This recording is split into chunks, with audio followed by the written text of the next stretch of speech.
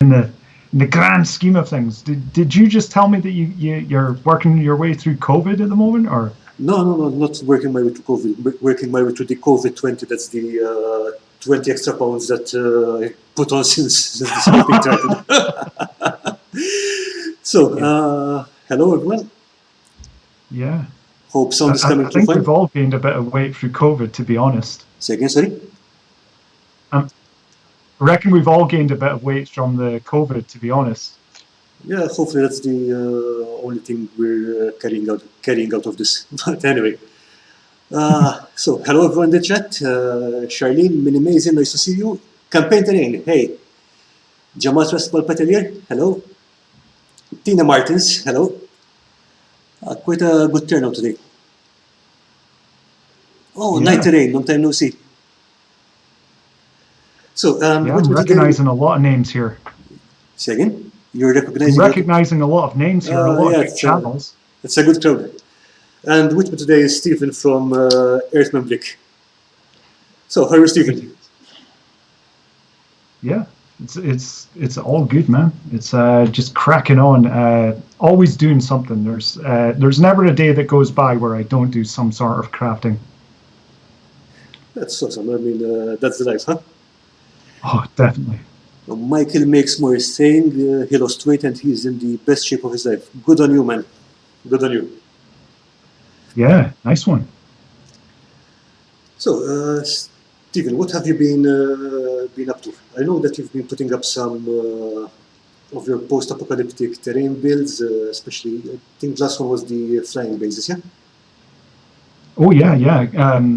Yeah, I try to make a lot of the bases and builds and terrain and the such as interchangeable as possible. So it can be hopefully used for fantasy, it can be used for futuristic, it can be used for modern settings, just to try and get as much use out of it, because, like I said before, space is the enemy of us crafters. Yep. We're always running out of it, and yeah, so the best ways you can sort of kind of save on space, like a lot of builds that I've made as well. I tend to, have hollowed out buildings so I can use them and double them up as storage as well. Nice.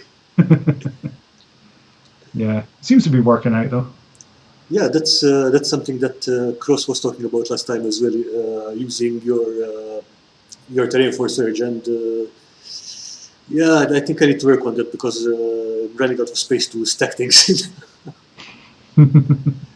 And I saw that concrete display that you made last time. That's it's looking really good. Oh, thanks, man. Really love the textures on it. You'll be sick of seeing it soon because it'll be the backdrop for all my videos. So.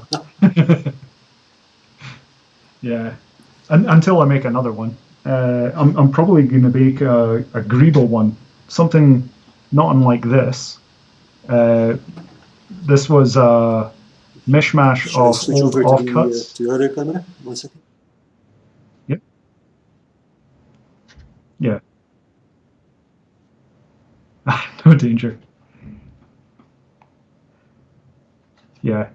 So this is just a bunch of card MDF sprue frames, because usually when you buy an MDF kit, terrain kit, you have a whole myriad of like punched out leftover sprue.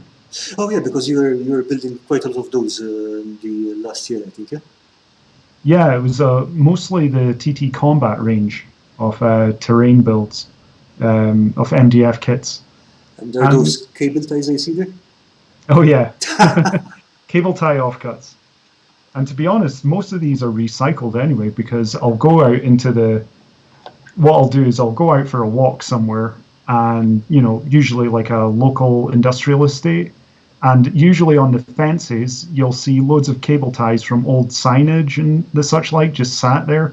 So I just go around with a set of wire cutters, something not unlike these, and that's efficient. I clean up the environment, and then what I do is, rather than just use them straight out, because no doubt they'll be kind of dirty and the such like, after I'm done with the dishes and the old soapy water, You just throw it in there for about 5 minutes, give it a bit of a scrub, and then it's sanitized, so you can use it for crafting thereafter once it's dried. And yeah, I'm finding loads of stuff around in industrial estates. In fact, I've got a container somewhere that's filled with loads of hex nuts, bolts, nails, all those sorts of things, because they're great for weighing down bases or adding to builds. Yeah, of course. Yeah, so most of my materials that I find out in the street, literally. That's pretty awesome. It's nice that you're cleaning out your area as well. It's really efficient. Well, I always figure it's like, rather than seeing a nail in someone's tire, I would rather see it in one of my terrain builds. Yeah, good point. Yeah. Hello, let's build terrain. Hey, you guys, what are you working on? Right now, we're just hanging out. And hello, Michael from Not More Videos. Yeah, hey everyone in the chat. Hope you're all keeping well. Tina says, working on a game board for a friend. Nice. Oh, what kind of game board, Tina? So one of the earlier projects that I was watching on your channel mainly was the furniture, the various pieces of furniture that you were building for your boards. Oh yeah. Yeah, I think it was like the old kitchens and such like. Yeah, those are the ones. Yeah, unfortunately, I wasn't able to get them from the studio earlier because there's big piles of MDF that are blocking the access. That again, once again, space. Yeah. The final frontier. I've got a couple here of like the arcade ones because they were easily accessible. Those were one of the most recent ones, yeah? Yeah. Look at that. Few of them. This is one of the more recent ones. Was the what is it? Teenage Mutant Ninja Turtles. This was one that was heavily requested. To be honest, so many people have fond memories of this arcade machine. Yeah, I was going to say. I mean, I remember that being a thing in arcades. So. Yeah. And it was a happy coincidence as well because I found a free Teenage Mutant Ninja Turtles game, and they had a trailer for that kicking about. So I was able to, throw that into the video as well. And it got me to thinking that's probably a good idea for a series of builds that I'll be doing for future arcade ones because I've found so many good free online video games. So I'll be doing a series of them because there's so many classic games out there like Cave Story. You've got Juice Galaxy, and a lot of these games many people will never heard of. Yeah, so it's a good way to showcase them and give people a free bit of entertainment as well. But yeah, love making the arcade builds. This was one I made as well. It's one of those air hockey? Yeah, air hockey tables. So what's going on there? Is that card or paper or what? Yeah, it's mostly just card. And I think these two, the little handles for them, that was just a hole punched card.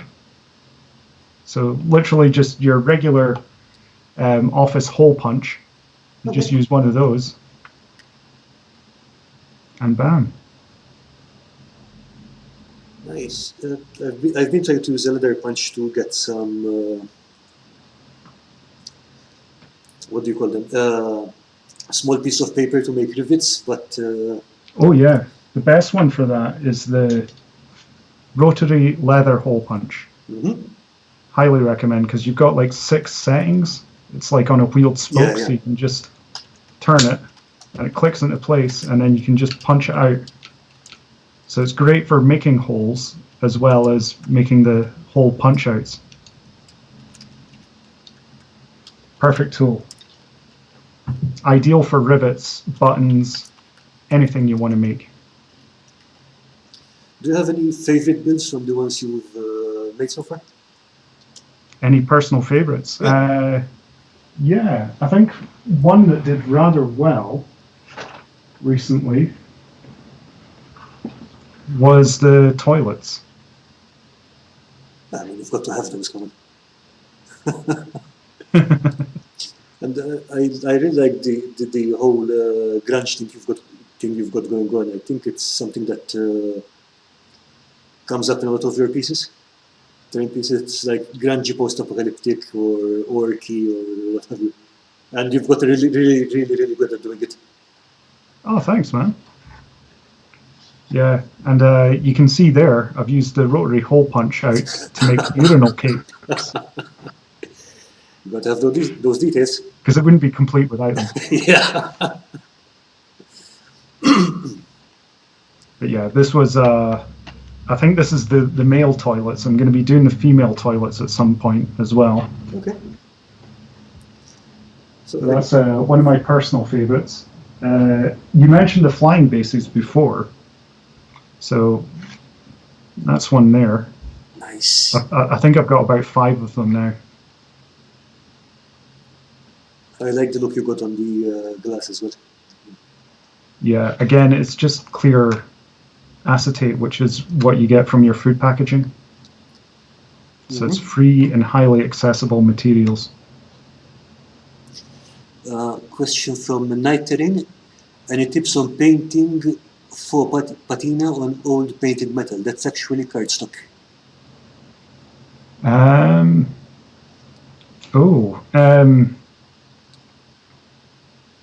trying to think. Usually, if you're wanting to go for faux patina, what is that? I think faux, but fake patina. I think. Nighterin, could you confirm that? Is it just how to paint fake patina or something like that?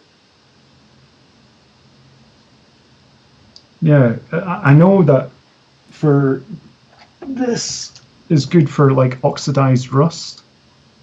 It's the Nikolai oxide, it's the Citadel paint. This is what, it's a wash, turquoise wash, and it's what people use for, now I think I've used a little bit of it here, just to give it the metal an extra kind of weathered look. So that's often a good one to use. But if you're cheapy,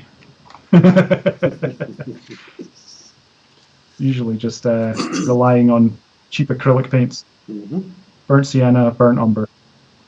Use that for mud, the other one for rust. Nice. What I've been doing for verdigris kind of thing is just painting a whole piece bluish green, and then dry brushing with black over top of it, because that leaves the bluish green in the recesses. So anything that would have been, hey SX boys, good to see you. Hey, another orky builder. Yeah. Yeah, I love the 40k orc community. I'm always hassling them, giving them grief. In fact, I've got a few orky builds here. Yeah, come on, and also a squeaky cat in the background. Yeah, she needs oiling. I heard him or her in the last video. It was fun. Yeah. So this is one I've just kind of finished. This is what is it called again? Megatrack Scrapjet, I think. So it's got tank treads and stuff on it, and I'm going to be doing a separate video next month on how I make tank treads, because I know you make tank treads and you've got a great method for it. But I've come up with my own kind of way of doing it, and I've got a few of the treads kicking about here, actually. Oh, and I'm also playing around with blast effects. Oh. Okay, I'm afraid you have to show us the cat now.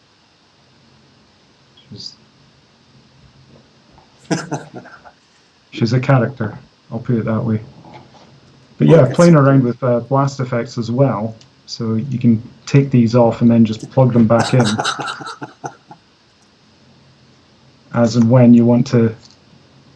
Because usually when it comes to a lot of these things, you're packing them away, and so you want to kind of condense them down as best you can. Yeah, I mean, especially bits like that tend to get caught up on things and could get knocked off, so it's nice to have them removable and separate. Oh, definitely. And I've been working on another challenge build this month as well. Ah, you've been getting into those for quite a bit, right? Challenges of every sort. Yeah, I love a good challenge build. It always pushes you to try and, pushes you out your comfort zone to do different things. And we've done a few, haven't we? Say again? We've done a few of those ourselves. Oh yeah, I mean, I remember too, definitely, that Halloween one that you had come up with. Oh yeah. The Halloween monster one, that was fun. And the zombie challenge, you remember that? Oh yeah. Gosh, that was years ago now. Was it? Oh, Yeah. Of course, yeah, it's 2 years ago. Oh man. Yeah, I think it might have just been before COVID hit, or just when it hit. I think so, yeah. Yeah. Oh, man. Time flies. Yeah. What I've been jumping into mostly is the Tabletop Crafters Guild challenges. That's every month. You might want to try that sometime. I mean, it's got a good vibe going on. Oh, definitely. Yeah, absolutely. The trouble is, I'm not busy. I'll be working on one project, and then that project will turn into 3. And so I'll be kept preoccupied with those projects, which keeps me away from other ones. You know what I mean? Yeah, totally. Totally. Yeah. Actually, what I was going to try to do this time, there were 2 separate challenges. There's another challenge which I forget the name of, which was shared by N-Scale Dystopia, I believe. Okay. So what I'm going to try to do is combine the guild build with that one, so it's basically the same piece covering both things. That might be a bit cheaty, but I've only got a finite amount of time. No, it makes sense. That's a sound tactic, I would say. So what have you got here? This is a challenge build that I'm doing with Terrain Stop this month. He wanted to challenge, and the challenge was to make an Orky cannon. Okay, so it looks like this a piece of field artillery kind of thing. Yeah, it's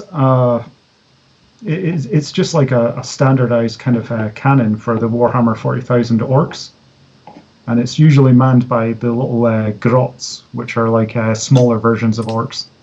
They're kind of like space goblins, yeah? Yeah. Yeah, and it's what is it? It's called Mech Guns Custom Megaplaster. I didn't come up with the name. That's GW's name for it. Yeah, I remember that. I think from the 2nd edition or 3rd edition, they had all kinds of. I think even the upgrades were like more DACA or stuff like that. Oh yeah, like the White Dwarf columns and stuff, where they had a lot of these things were just. I don't know. White Dwarf was so much better back in the day. You used to get free metal miniatures with the magazine as well. Yeah, I remember that. I think it was like Anur the Fell-Handed or something. It was like some guy with a sword. The Sword of Twilight. That was when Mordheim was released. Yeah, I remember that. I have that figure, but I used to have that figure. I actually painted it. I didn't base it, and I actually misplaced that one, so much to my regret. But no! But what I do still have is the Emperor's Champion. It's still in pieces. Haven't actually painted it yet. I should get around to painting that one someday. Nice. Yeah, because I think it was Anur was the one that I think it was a character for Mordheim. Yeah, that's right. It's the elf with the massive sword thing. Yeah. Yeah, I think I'm going to be doing an unboxing of Mordheim at some point, because I've got that. I've got the original from when I got it back in the day. No way. Everything's still on the sprues. Oh, it's still on sprues? Yeah. Oh, man. And You're the Felt-Handed, or whatever his name is, he's still in his blister pack as well. Yeah, so it's... I mentioned it in my last video during a review. I mean, Mordheim is still one of my favorite games, tabletop games, 23 years old. Oh yeah. And I know that it's sublime. It was like lightning in a jar. Those days, I think it was like they came out with it was like 3 major skirmish games that they came out with, and it was 3 of them. I remember Necromunda and Mordheim. What was the other one? Gorka Morka. Oh God, yes. That was more like a Mad Max kind of thing here with the vehicles and yeah. And I think what is it? The GW are kind of bringing it back in a way, because there was an expansion for Gorka Morka, like a fan one that they advertised in White Dwarf, and it was called the Ashland Wastes, where you could use Necromunda models in Gorka Morka, because Gorka Morka was all about vehicles and, like Mad Max. Yeah. So they're bringing that out as a separate thing for GW now. It was announced at the LA Open tournament. All right, nice. I mean, I remember stuff like, for example, Mordheim still has some very good community support over at Broheim.net, and that's still going strong. Epic, if you remember that one, the old 6mm one with the giant robots, that also has community support, I think. They're going with Net Epic Gold, if I remember correctly. War Master too, so yeah, I mean, those old games, the older ones, are still going strong, even if I think that some of them are pushing 30 now. Yeah, I think War Master was a bit of a more unique one, because it was all about Bretonians and the such like, and you actually got a castle in the box as well. Or am I thinking of Battle Masters? No, that was Battle Masters, yeah, but Battle Masters was, I think it was still Empire, not Bretonians. Yes, yeah, you're right. And it was a collaboration between Games Workshop and Milton Bradley, I believe. Yeah. I think in 1992 I actually got 2 boxes of that. Managed to find them while scavenging through old shops. Like this was in early 2000s, I believe. So basically, because that's a cheap way to build up a large Empire army, because they were going for almost nothing, and you've got a ton of miniatures in there. Absolutely. I think you got loads of archer units. You got lots of Imperial Scouts. I think they were released separately as miniatures, but they used the same mold over from, I think it was one of the Hero Quest expansions. Yeah, except they didn't have the plastic bases stuck to their feet. Yes. So, yeah. Yeah, because they were in slaughter bases, whereas with all the Hero Quest miniatures, they were all molded into the base. It was just a one-size-fits-all thing. Yeah, I mean, and to be honest, Hero Quest is the one game that I stopped buying the miniatures a long time ago, because I've got too many already. Hero Quest is possibly the only thing that, if I found a box set of it, a closed box set, that's probably the one box I would probably buy. But yeah, not much chance of that happening, so my budget is safe. Yeah. But because I think there was like 3 major collaborations between Milton Bradley and Games Workshop, and it was the Battle Masters, Hero Quest, and then Space Crusade as well. And I think, yeah, of course, yeah. Yeah, and I think those especially Hero Quest and Space Crusade was probably the biggest boom that GW got in terms of popularity, because it was everywhere. There was adverts and stuff, because I don't think GW had ever done advertising on any of their products before, but because... Not that I remember. No, but yeah, I suppose they didn't really need to, because they had the lore and they had the community, which really pushed them forward, as well as White Dwarf. White Dwarf was brilliant, and I think, GW, although it gets slagged off quite a lot by people a lot nowadays, I don't think anyone's kind of, preaches the merits that they do. often enough. Like having window displays with all their stuff in the store front window, all those miniatures and the displays and the dioramas. It's one of the few shop outlets I'll ever go past, and I'll go, oh wow, that looks so cool, and I'll stop in the street and actually have a look at them all, kind of thing. Yeah, I mean, there are a bunch of things I disagree with, like some of their corporate practices. I definitely disagree with their pricing models, but I think especially over the 90s and early 2000s, I think they built up some. It's not as mainstream as say Star Wars, but they built something that's much lore-wise. I mean, it's much deeper than that. Oh yeah, And they've got it running across different fantasy and sci-fi and whatever. So that's really good. Yeah, it's a damn good mix, and I think a lot of people have moved away or come towards the hobby in so many regards and respects. And I think the same things kind of happen to Dungeons and Dragons as well, because there's a lot of people that will only play certain editions of the game. Yep. And you've got the Pathfinder as well, which is kind of a spin-off of Dungeons and Dragons, or rather it is Dungeons and Dragons. It's like it's just one of the original editions or something like that. I think that came around when people didn't like 4th edition, so they kind of made their own. Yeah. Yeah, because I think that's when it got bought over by Hasbro. Yeah. And I mean, thinking about it, for example, Games Workshop originally started out as distributors for Dungeons and Dragons products.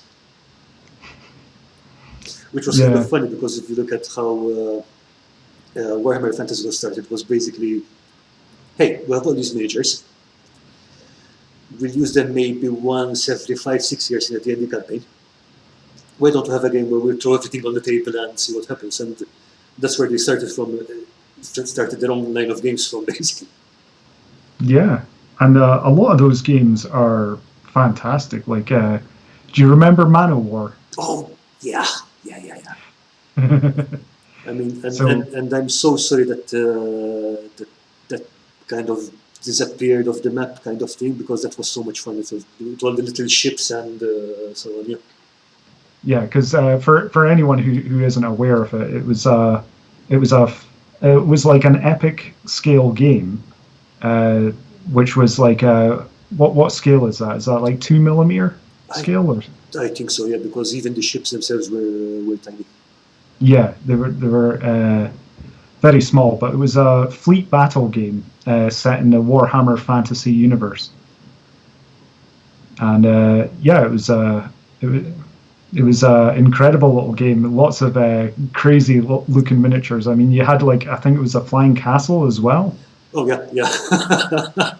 Yeah, I remember there was one of those.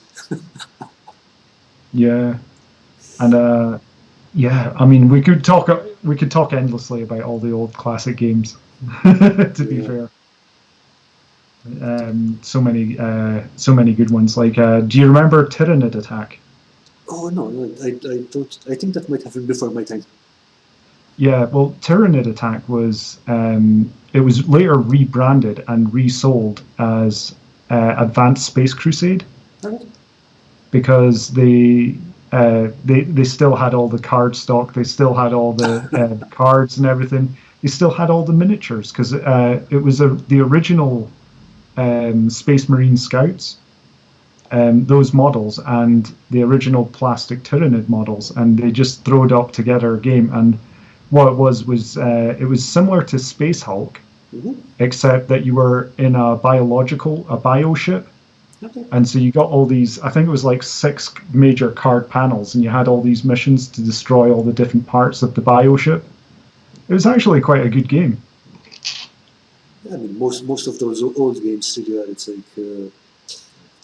And I'm surprised because some of the older miniatures still hold up really well today. Maybe they're not as crisp, maybe don't have all that fine detail. But I don't know if it's just nostalgia talking, but some of them are really good. Yeah. Sorry, I think that was my phone causing some interference there. That's right. Forgot it was nearby. But yeah, I've been, like, it isn't just flying bases I've been busy building, by the way. I've been mad at work making an absolute shed load of just regular sci-fi bases, just throwing them together and for future builds. Nice. What are you casting them? Is it plaster or resin or what? Yeah, well, when it comes to molding, I use Oyamaru. Yeah, I know you mentioned that that's for the mold, yeah? Yeah, and Oyamaru, I'll just see if I can look it out. This is it here, and it's, I think of the Green Stuff World, they repackaged it and sold it as blue stuff. Okay. But it's actually cheaper to just buy it straight from Japan, or Amazon, or wherever you want to buy it. And it's so much more cheaper. Yeah, I can imagine. As soon as you slap a hobby product on something, the value triples at least. Yeah. And so that's what I do with all the casting, and I make casting blocks out of Lego bricks. Because that's I still use a lot of Lego for many of the, like for camera jigs and stuff as well. Yeah, I mean, they work. Yeah, it's better than doing nothing. But yeah, and then it's just a case of firing it up and putting it into a mold, and then you can fill the mold with cheap epoxy putty, or or you could use plaster as well, but I find plaster so messy, and it's difficult to get the mix just right as well, the ratio between water and powder. Oh yeah, tell me about that. And it can be messy, so I just use Das clay. Is that the air drying one? Which is an air drying medium. Ah, right. And that's it there. And between that and just using card, bam, you've got bases. Nice. That was something I wanted to ask you about, in fact, because I think you do quite a lot of casting. Yeah, I mean, like you make components for your things, and then you use those components. Do you actually plan it out before, or do you just jam? Because that looks something really organized, which goes totally over my head. Yeah, I mean, well, again, you just kind of you come up with a decent enough cast. Like I've used this one so many times, it's actually buckling. I'll need to remold it again. Okay, what's that? But this is this is what I used for like shards and teeth, and it's a kind of universal mold where you can use it for making mechs. You use it as whatever you want, really. And then it's just a case of filling the mold when you're filling other molds that you might need, and then just throw it into a container so it's ready to use. And I think organization's the key. Yeah, that is not up my street. And then I've got other bits and pieces that I've made up and whatnot as well. Various shooters and nice stick bombs. Potential chainsaw blade. But yeah, ready to, and what I often do is I'll just paint them up. So it saves you the job of painting them on the model later as well. Yeah, just pick them out of the box and just glue them on and you're gone. Yeah. It's like, well, job's a good one. Like I could throw some onto the base here, just glue it on, and bam, it's an extra little bit of detail. Same with the panels as well. And this thing's just made of card for the most part. Right.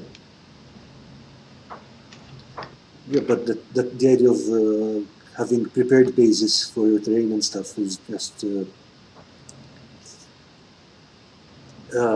most of the time that if you just have a nice piece of terrain you want to work on or a model, and usually the base is the last thing you want to have to do. Yeah. I mean, the only way I got around it was basically making the base first as its own separate project. Because it's Definitely. okay, just glue some sand on it, throw some flock, and it's done. Move it out of the way. Like I just painted the terrain. I don't feel like painting a base. Yeah. No, I've felt the same way for the longest time, but now that I've got so many bases prepped, because I mean that's just one box of the bases. I've got so many other ones kicking about. Not on me. They're all in the studio, so I won't run through and grab them. But yeah, I find that a lot of the parts that I use tend to be quite universal. Like for the bathroom especially. You can see here, like these tiles. Right. Yeah. A lot of these tiles, I've used them for industrial builds as well. But I'll be using these in future videos as well for making up, what is it, like a subway? Right. As well as other larger kind of scaled projects. But these are all just kind of prepped, ready to go. And then it's just a case of, much like Lego, just building the thing. Nice. That's really efficient. Got the sinks here as well. Ready to. Are those cast in 2 parts? The sinks, I mean? That was some prototype toilets and things I was making. Trying to use pistachio shells and being clever, but it didn't quite work. Because I think when you look at a lot of people's videos, you kind of see a lot of they make it look easy, but I don't think you don't often see a lot of the failures and the ideas that don't really work out too well. Yeah, true story. So about those sinks over there, did you cast them in 2 pieces, or how did you do that? Because you've got the faucet and the sink itself. Yeah, I originally made all these parts out of card initially. Okay. And it was a case of casting them all flat. In fact, it's easier if I show you the mold. I've got the mold kicking about here. Somewhere. There it is. And this is like my bathroom mold. So you can see there's the tile block, and their tiles were just made from, once again, food packaging. Just the back of it had a pattern, so I just casted it and, you know, put the plastic onto, backed with card, so it'd be thick enough for the mold. And you can see there's the sink. And it was originally just a single sheet of card and then a hole punched out the sinkhole using that good old rotary punch. It's the gift that keeps on giving, I'm telling you, man. You know, try living without one once you've got one in your crafting. It's just one of those all together tools that you can just use for making so many rivets. It's also buttons for consoles. It's also that you're just basically picking up basic shapes and you're turning them into composites, which turn into this. It's fantastic. Absolutely, and there's the tap there. You can kind of see that, and there's the faucet, and there's the actual taps, which are just again, it's just the hole punched out card. Okay, so that's in 3 parts. Okay. Yep, 3 parts. Just assemble it easily enough. It's not the most strongest thing. Like I could easily break that just using my fingers. But if you wanted to make it a bit more rigid and strong, you could cast it using resin, or you could use epoxy putty, which will be a lot stronger, a lot more durable. But it depends on what you need it for, because sometimes using this material can work out a lot better, the Das clay, because it will break apart quite easily, and you can actually mold it around pieces a lot easier. Like if you had a rounded surface, you could actually break it apart so it would fit all the way around. I got you. All right. And then you would get all those cracks and stuff as well, which is almost adding more detail to the build. Yeah, think, I think it was Denny from Manscale Dystopia recently was on Crazy Crafter's Livestream. He was using basically doing that same thing with sheets of plaster for roads, for concrete roads. Yeah, Crazy Crafters pretty much same idea. Runs a great show as well. Oh yeah. I mean, he gave me a hand with setting up the stuff for streaming originally. It was super helpful, and it's always a great crowd around there. Oh, definitely. But yeah, I've had a bit of a addiction recently. I've been making a lot of tanks. Okay. Like Grot Tanks. Ah. So you can kind of see them here. This one's actually got a little grot sticking out of it when molded and sculpted the head.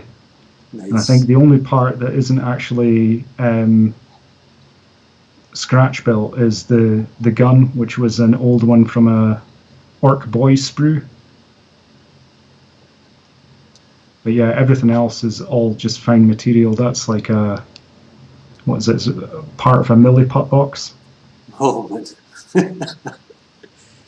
Use every part of the milliput, yeah?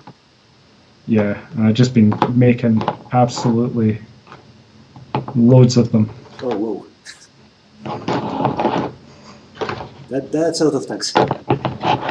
Just enough to make a Grot army with.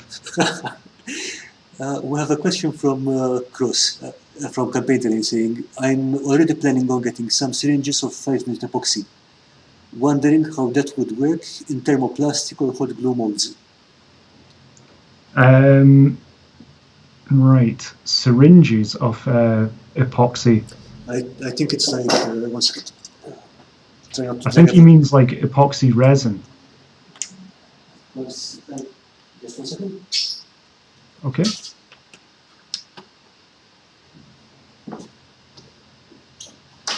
So Mike is also saying something like this. Dungeons and Dragons 2, yeah. Yeah, that resin, no, you absolutely cannot use that for Oyamaru molds. The problem being it's the curing process, part of the reaction causes a lot of heat, which would not only melt the mold, but it actually is the fumes in it are really nasty as well. So if you're ever using that kind of resin, I would always use it outside. It can get very messy as well. For something like this, you'd probably want to go with a silicone mold, yeah? I'm not sure. Have you ever tried it on a silicone mold?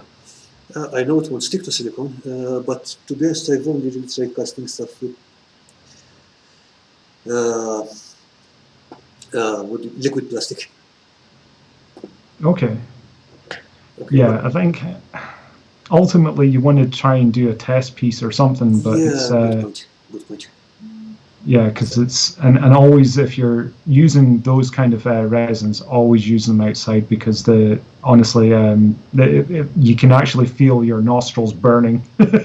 Yeah, I mean even if you don't take in enough to actually feel the burn, the place is still going to smell like piss for a couple of days. Oh yeah, and I think it does take about 24 hours to fully cure as well. Yeah, so yeah. It's if you're ever going to do something like that, do it out in a shed or outside, just anywhere. Mold release should do the trick. Epoxy window frames. I'm wondering about how sturdy they'd be. Once they're glued on, they'll be fine. Not sure if I could extricate them from the molds though. I think it depends on how thin you make them, but I think you could easily pull them out of a mold, to be honest. Especially if you make the mold really thin and flexible. Yeah. Again, I've never tried it myself, so I couldn't recommend one way or the other. But no, it's. I mean, if you can get it to work, go for it. I'm still shocked by the number of tanks you have going on there. But yeah, I find it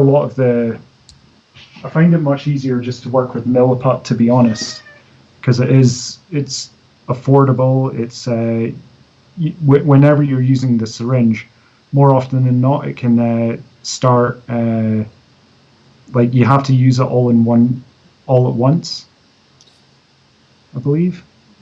Depends. I mean, for example, this brand I found, you can use it 3 or 4 times, as long as you clean the nozzle before you close it again.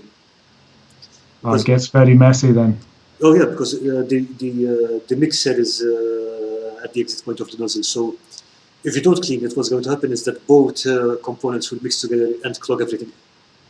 Right. Yeah, that doesn't sound good at all. Okay, but with regards to casting, I remember there's Robert, if you're interested in silicone casting or casting other materials, Robert Tolon's channel, he makes all sort of, I think he was a professional mold maker before he retired and took up YouTube. So, and he's really packed with good advice about mold making. Everything from doing single part molds to the best way to arrange stuff on a screw. So maybe if you have any questions about that kind of mold making, then that might be a good place to ask. Yeah, because I think like part of the time whenever I'm making molds, I'm usually trying to cast them in the material that's going to do it the fastest as well. Mm-hmm. And I hear UV resin's good, but it's very expensive. Like for a litre of the stuff, you're looking at about 40 quid or something. Mm-hmm. Yeah, which is very expensive indeed. So if you ruin the casting or whatever, it's, you know, you've just thrown a lot of money down the drain. Yeah, potentially. What the liquid plastic I use is, let's see if I can find it 1 second. Okay.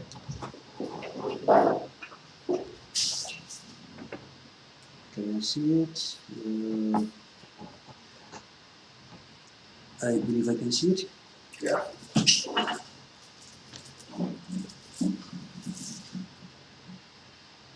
I'm sure it's around here somewhere. It's yeah, Michael Makemore is mentioning the bubbles, and that's another problem with any kind of liquid mixes is bubbles. And I think the best way to remove bubbles is to use like a blowtorch lighter type thing, and that can pop them. Yeah, and as long as you don't burn whatever you're making. Yeah. So this is what I use. Oh, nice. This bottle is about, it's a 2-part mix, and the one I've got is, I've had it in storage for about 8 years, I think, and it's still fine to use. Oh, wow. Oh, that's good. One problem I had with it is that if you use it at high room temperature, we're talking about in the high 30s Celsius, it cures almost immediately. Oh, wow. So that basically, you're pouring it out, and literally the pouring cups just get a block at the bottom. But if you save it for a cold day, then it should cure much more slowly. That's good. Yeah, with regards to bubbles in the mix, you can either burn them out, like you said, or ideally, if you want to, but again, space and whatever, a pressure pot to get the gases out. But again, I don't have the space for that. Yeah. I think there's a lot of things, there's so many materials now that you can use, but more often than not, I find the biggest restriction is how much they cost. Mm-hmm.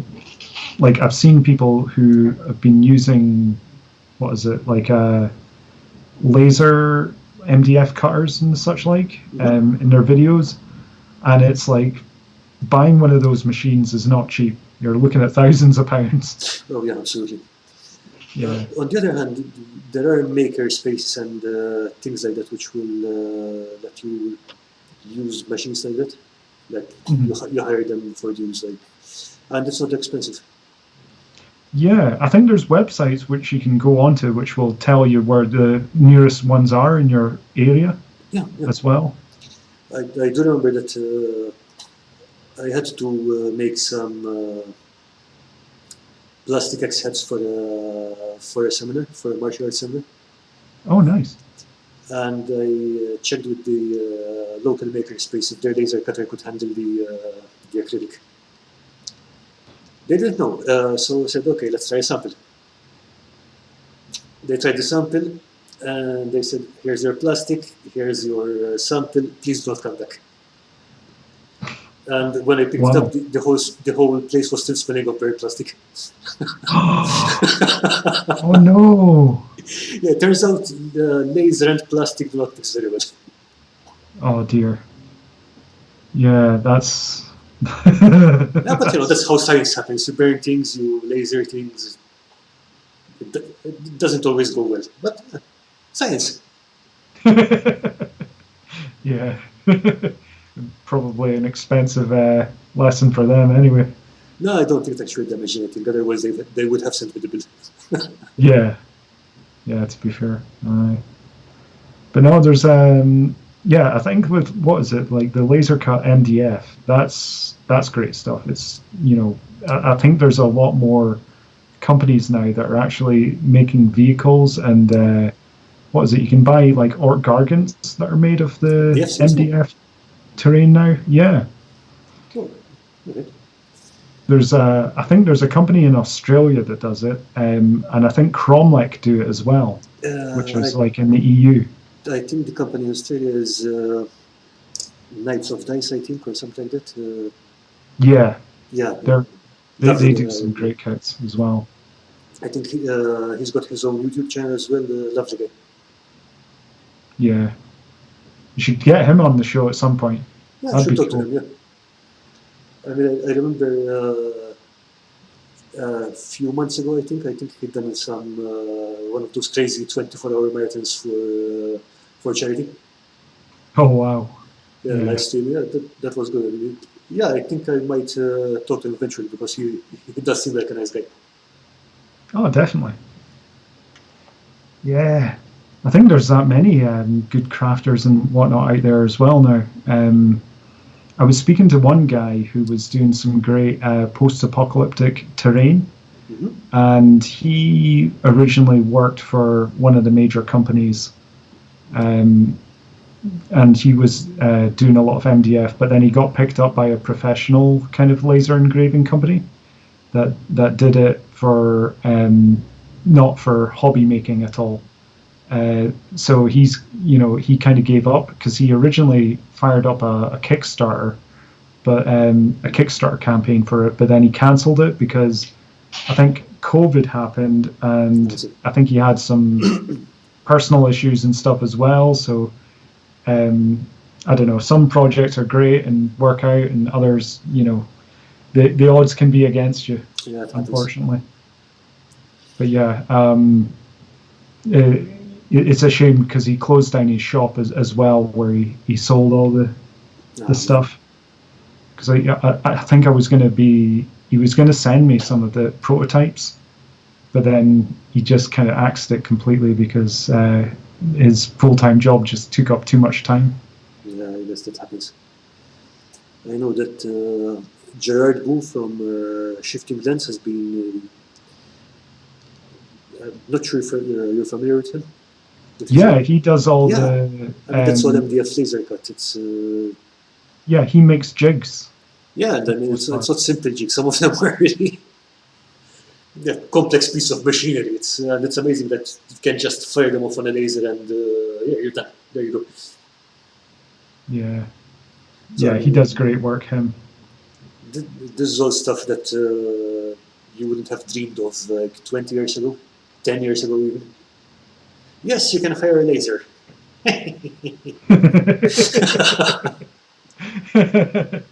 Yeah, I love the what is it, Austin Powers reference to Dr. Evil. We've both got the chrome domes for it. Yep, we do indeed. Yeah, I think I'm not sure if it's the first stream I'm not wearing my beanie, so I'm extra shiny today. It's all right. It's dazzling, man. But yeah, I'm just brilliant. I'm trying to say as well, it's like I've gotten into a new habit now because I found this website where they sell a lot of miniature stuff. It's called eBay. And people sell, what they do is they'll sell off their old plastic sprue frames, which still have like old bits on it. Okay. So they've used up most of the parts on the sprue, but there'll be a few leftover pieces. So I'm buying up those on the dirt cheap because what is it? I'm getting enough bits to make up part of the Necron, and then I'm using my scratch building skills, or trying to anyway, to make up the rest of the parts that are missing. Nice. So that's a project I'm kind of working on at the moment to try and. It's more. I won't be doing a video on it or anything at all, but it's just to try and improve on my existing skill sets and come up. It's a good way of coming up with ideas and ways of approaching problems that you're going to encounter with a lot of terrain, and usually you can accidentally come up with new ideas as well. Yeah, actually, it's good that you mentioned, because I know that other YouTubers have mentioned it as well. It's like sometimes you do projects and you don't film them, and then you feel guilty because you're not filming them, and so on. But sometimes you just need that. You just do something for the sake of doing it and have fun with it. Oh, definitely. But yeah, and what are you actually doing something with the sprue frames as well? Because I found that just the frames themselves are a fantastic resource. Oh yeah, in fact, you did a video on it as well. It was like sprue stretching. Sprue stretching, or just gluing the bits together and carving them, or whatever. There are so many things you can do with them. Absolutely, and they're great for making vehicles. In fact, for this bike here, I'll just take out those little blast effects bits. This part here, this L-shaped part, that is just plastic sprue frames. But you wouldn't know it because I've put on like glyphs and all other parts of detail on there to hide the fact that it was originally once a sprue frame. So I think that's the trick to scratch building, is to make it so that people can't really decipher what the original elements were that made it up. Oh yeah, absolutely. Got some suspension there as well, which was springs from a biro pen.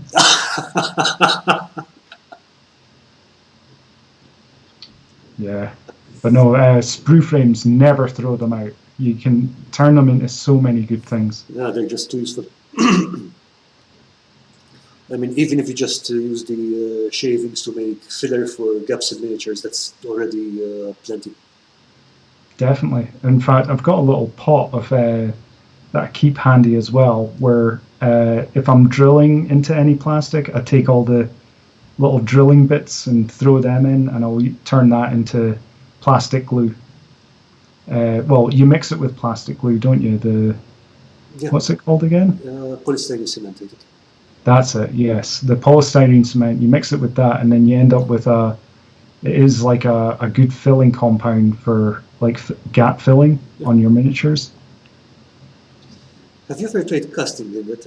I know there was a channel, I forget the name, just used to make casts out of it. I think at one point I tried to make a whole manta out of it. Oh wow. I can't remember the name. I mean, if anyone in the chat remembers, I think it might be the same guy who just set fire to some miniatures in his videos as well, but don't quote me on that. Yeah, it sounds a bit on the edge for me. But yeah, I think you could probably quite easily use it for casting, but I think the problem is that polystyrene cement isn't cheap. You know, it can be quite expensive. The alternative would probably be to use acetone, but then it's kind of toxic. So yeah, you might want to avoid that. Yeah, and I think like they use acetone. That's used for what is it? It's like nail polish remover, Yeah. isn't it? And they use it for often stripping paint off miniatures as well. Although I wouldn't recommend it because it does melt the plastic if they're plastic miniatures. I think it might possibly be used for removing paint on metal miniatures again, but it definitely would eat up the acrylic, so it would work. There are safer things to use, like for example, Dettol, degreaser, all of those are going to get the paint off. Yeah. I'm trying to think what else as well. I think I've shown off a lot of the stuff that I've got here. I've got one of the more fun arcade builds I made. Remember when Cyberpunk came out and oh man, that game, it just didn't work. So I found this little sign in the PPE catalog, which is like your personal protective equipment. And I thought this would be quite a funny joke, is just to, do not use because it's a buggy mess. I love the dirt on the whole thing. It looks great. Okay, Campaign Train says the channel is Miniature Hobby. Yes, thank you. Thank you, Cross. It's Miniature Hobbyist, the guy who does the scrutinies. Nice. But yeah, here's the old PPE catalog, and you can get these for free. These things because the businesses make them so that they'll drum up more business and potential sales. So you can order them online, and if you're making like post-apocalyptic terrain, this thing is an absolute killer, because it's just got every kind of possible signage you could ever want or need. You just snip them out and glue them on? Yeah, PVA glue. Nice. You just apply it to both sides. So like when it's what I use for adding the checkered marks. Oh, all right. To Orky builds as well. Yeah, I think that's a lot more efficient than masking for something that tiny, especially. Oh, definitely. Especially when you've got cables and stuff in the way. But yeah, what you do is you just get your PVA glue. I'll just glue something just now. I'll just put a little something on here.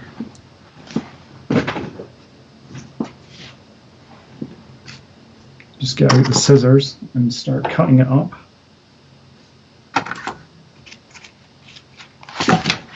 Just find an appropriate sign.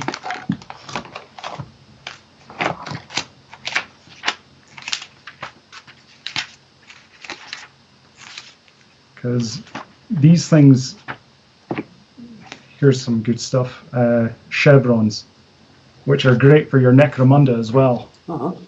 Because those Necromunda games, it's almost like it's not actually a proper Necromunda base if it doesn't have chevrons on it. True, yeah. Yeah, that's a funny thing about that setting. It's like they've got chevrons and hazard stripes everywhere, but no one thinks to put up a railing. Yeah. That wasn't a very good one. Let's see if we can do some better. This is a much better one. And the brilliant thing is once it's glued on, let me just cut this up a bit more.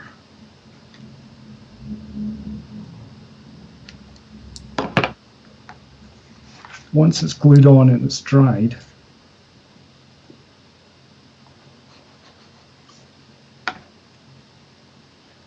there we go, and we've got more PVA than plenty on there. Oh dear, I'm making a mess of this. There we go. So once it's on and it's dried, you can weather it up. Just apply some muddy brown or rusty brown over the top of it, and it'll look great. It'll look like you painted them. It's a great way of cheating.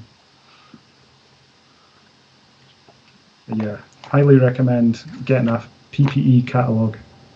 Yeah, it's nice one to have. And good stuff, man. And also toy catalogs as well, if you can get them. Toy catalogs? Yeah, because they're where I got a lot of these logos from in the first place, like the Teenage Mutant Ninja Turtles. Yeah, and you get like in the UK you get like Argos catalogs as well. So you just like cut out the game logos from them. I mean, I think for anything that kind of advertising billboards or anything for modern or sci-fi games, that's a gold mine. Oh, definitely. Nice. It's where I got the, what is it, the Jurassic World logo as well. Oh man. Fortnite. Oh, I like that broken glass effect. Yeah, it's super easy to do as well. You just get your knife and you just scratch the acetate without actually cutting through it. Yeah. Nice. Yeah, and it's easy enough because it's actually harder to cut through it than it is just to scratch it. Awesome. I think if I've got another example here. Oh yeah, this is one of the last arcade machines built up here. You've got one of the more complex ones over there, yeah? Yeah. So again, this was like just game box art from the toy catalog. You just cut it out and PVA glue it on. I think I remember when you built those seats, those are cast as well, yeah? And that's from the PPE catalog. No, oh yeah, the seats are casted. Those were originally molds that I made for making, what is it, office chairs? Yeah, okay, I remember those. Yeah. So I was thinking of doing the Dunfermline office, you know, the one from the TV show The Office. Okay, I know some people will disown me now, but I have never watched The Office. Ah, you're missing out, man. The American one is really good. All right. Yeah, it's a pretty funny show. Like I think it's like season 3 onwards. What they start doing is they start developing the characters. So they're no longer just like two-dimensional. They start having a bit more of a depth and a story. So you kind of attach to them a bit more. And I don't know. I just really like the writing. I think it was well casted. It was well shot. It was well. Yeah, I'll try to well find done it. Across the box. I'll try to find it and have a look because all I saw it were some, memes and clips mostly. But yeah.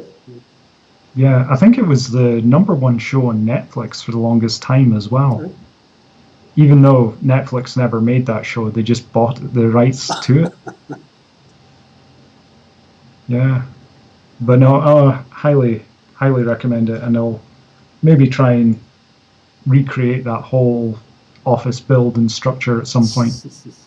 I'm wanting to do so much, but I'm just running out of time to get a lot of these projects done and the videos uploaded, because I don't know if you're anything like me, but when it comes to the video editing process and checking off everything, getting everything to amalgamate and come together, by the time you've done it, it's like the week's gone and you're like, where did it go?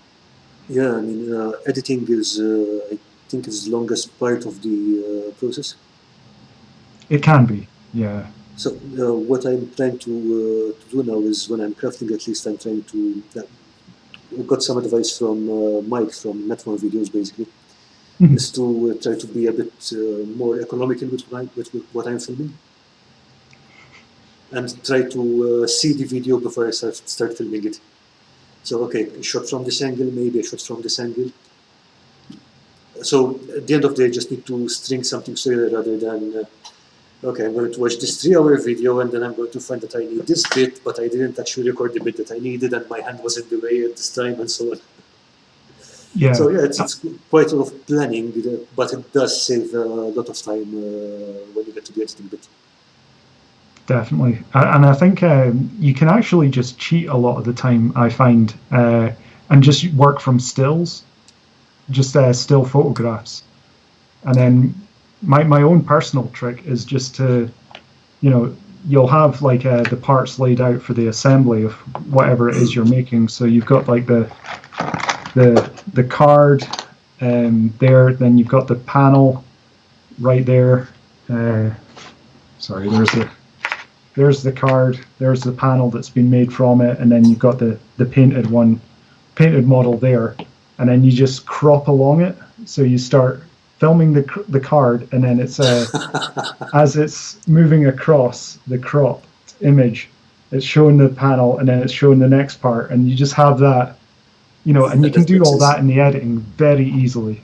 That makes sense.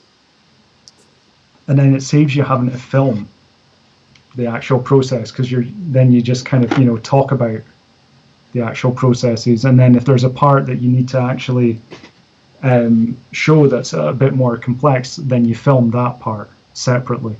Yeah, that makes sense. So it cuts down on the amount of time, because honestly, if you're working with like several hours of footage from a build, it's hard to sort of like find those defining parts and crop the image and get it all just right, whereas it's easier just to work with a few stills shots and then 5 minutes of footage that you can just trim down easily enough. So it's like coming up with your own approach that kind of cuts the corners in the right kind of ways, and then you can amalgamate it all together to, it's just tricks of cutting down the amount of time. Yeah. And I think it also depends on what materials you're working with and what you're trying to show, because it works on some processes, it doesn't work on some other processes. For example, if you need to show how to texture something, you need to show the movement. But if you're going to say, okay, I have these two parts and I'm going to put them together, you don't need to show every last detail. I mean, shot A, shot B, and move on. Yeah, so you're right about that. Yeah, and it's just like figuring out what you need, so you almost like have a planogram of what you need where, and where you can work with stills and where you can work with the footage, and then you just chop between the two. And you can even have, because I've started doing that with a lot of the videos, I'll film the object unpainted on the rotating display stand, so it's just rotating around unpainted.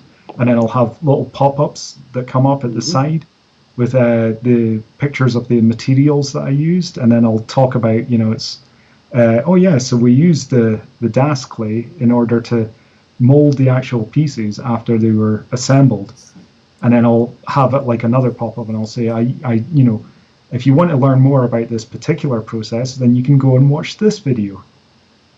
So I'm not having to retrace everything every single time as well. Yeah, that makes sense. That's a good tip. Thanks, man. No danger. But yeah, it's editing, and that whole process can be a bit of a nightmare.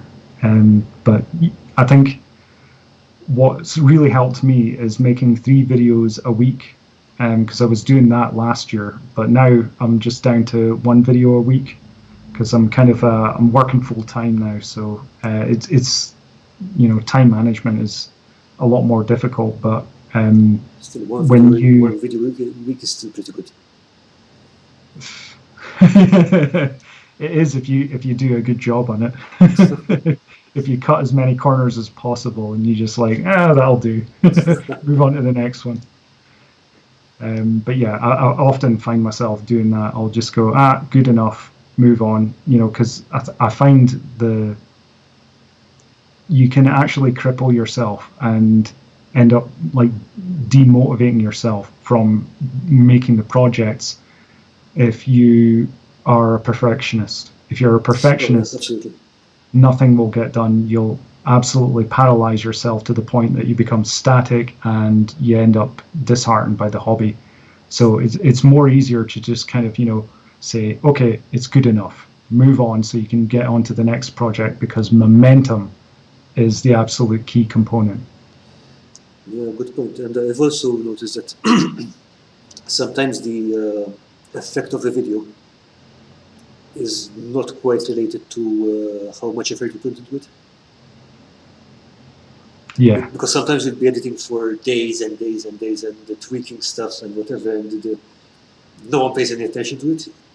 And then you throw out a simple video, and maybe like done it a few times, and be like, okay, this video is done. I don't feel very strongly about it, but I think it gets the message across, and people love it, and it's like, yeah, all right.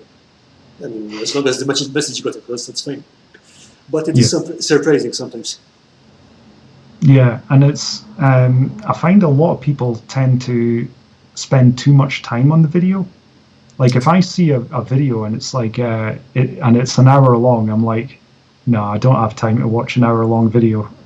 You know, but if I see one that's like about 2 or 3 minutes long, you know, or maybe 15 minutes long, that kind of, you know, time span, I'm like, you know, oh, okay, I can stick that on at the moment. But yeah, time, because you've got to remember, it's not just your time for making it and getting it all out there. It's also the audience. It's like how much time are they willing to chip in, and you have to respect the viewer's time. That's 100% all of the time. But again, then there's a sweet spot, like between something that's too vague and something that's too long. Yeah, it is just, you know, finding that particular point on the line where it's not too much and too little. It's just right there. Absolutely. But yeah, it's a learning process, and I'm still learning all the time. Yeah, I mean, I don't think I've actually put much effort into learning anything new with regards to video production, which is something I'd like to do. Mm-hmm. This year I'm diving more into streaming, which is I'm quite enjoying it. It moves to this whole interacting with people things. And I noticed that you mentioned that you started streaming on Twitch at some point. Yeah? How are you finding that?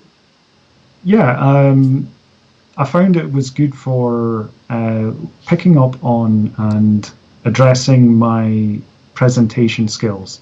Right. Because for the longest time, I've had difficulties expressing myself in my videos. Like, it was only until recently I had started adding audio tracks to my videos, because I just used to use subtitles, and I was using that for the longest time. But there's a problem with that, in that it makes the videos impersonal.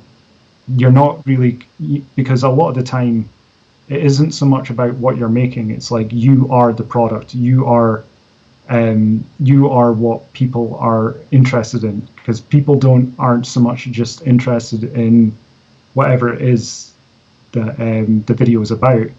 It's more so your perspective on it, your approach, and people more often than not come back for you because they want to hear your perspective, your ideas, your kind of initiative on it. So it was about sort of me trying to bridge that gap and become a bit more personable. That's awesome to hear. And actually, I enjoyed hearing your voice in the videos, because it does a lot of weight to the video. Yeah, and it's more often than not, I'm kind of listening back and I'm watching the videos that I've done, and I'm kind of asking myself, it's like, is this interesting? Is this holding my concentration? Is this presentation good enough? Or, you know, where can I do better? Where can I cut out the ums, the as, the pregnant pauses? All those types of things, because ultimately what you're wanting to do is inject as much of your own ideas out there. You're trying to, you know, communicate with the audience. That's what art is communication. Like, whether it's visual, whether it's technical, no matter what it is, that's what art is you're communicating to an audience. Yep, 100%, man. Yeah, we're running close to 8 p.m. here. Yikes. think we should be calling it a day. Thanks so much for being here, Stephen. It was great to talk to you. No problem, man. Yeah, and I'll look forward to chatting with you again soon. Absolutely. And for anyone in the chat or watching this stream, check out Stephen's channel. It's linked in the description and the video title. And thank you so much for being here today. So, yeah, thanks for having me on. It's much appreciated. It's been a pleasure. You take care, man. You too, Bye. thanks.